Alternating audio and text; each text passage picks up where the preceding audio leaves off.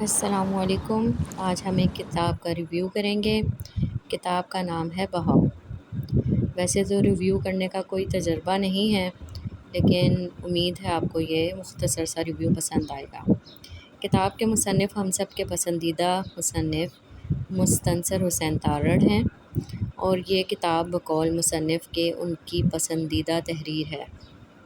کتاب اس لحاظ سے مشکل ہے کہ اس میں بہت سے الفاظ پنجابی یا مقامی زبانوں کے ہیں، اور چونکہ اس میں موہنجو داڑو کی تہذیب کے وقت کا ذکر ہے جو تقریباً 4500 سال پرانی ہے، تو اس میں یہاں کے مقامی مذہب کا ذکر ہے جو بقول مصنف ہندو مت تھا۔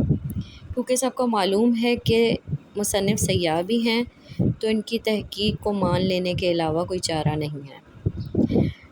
2-3 چیزیں جو مجھے محسوس ہوئیں، ان میں ایک یہ ہے کہ مصنف نے گھاگھرا دریا کے کنارے آباد ایک بستی کا ذکر کیا ہے، اور ناول میں اس کے خشک ہونے کی خبر بھی دی ہے، جبکہ اگر نقشہ دیکھیں تو آج بھی گھاگھرا دریا نیپال میں موجود ہے۔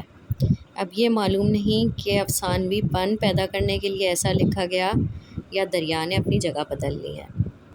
مشکل الفاظ کے علاوہ طباعت کی خامی یہ ہے کہ بہت باریک اور تنگ لکھا ہوا ہے، جس سے پڑھنے میں روانی مشکل ہے۔ اس کے علاوہ ایک اور مسئلہ یہ ہے کہ بہت افسانوی سا طرز تحریر ہے، جس کی عادت کم از کم مجھے 2 چیپٹر پڑھنے کے بعد ہی ہوئی۔ مصنف کے باقی ناولوں کی طرح اس میں رومانس تو ہے، لیکن یہ ایک لو ٹرائنگل ہے، یعنی 2 مرد ہیں اور 1 عورت۔ مین تھیم یہ ہے کہ بستی کے رہنے والوں کی زندگی کیسے کنک کے دانے اور پانی کی فراہمی سے مشروط ہوتی ہے، اور کیسے پانی نہ ہونے اور اس کے نتیجے میں بیج نہ اگ سکنے سے بستی آخرکار ریت کے ڈھیر میں تبدیل ہو جاتی ہے۔ یہ سب پڑھ کر انسان اپنے حالات پر لاکھ شکر ادا کرتا ہے۔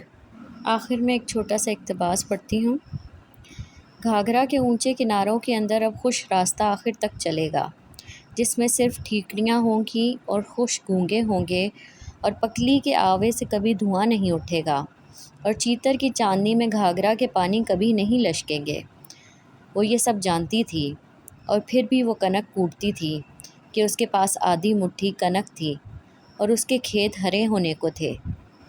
امید ہے آپ کو یہ مختصر سا ریویو پسند آیا ہوگا۔ ویڈیو دیکھنے کا شکریہ۔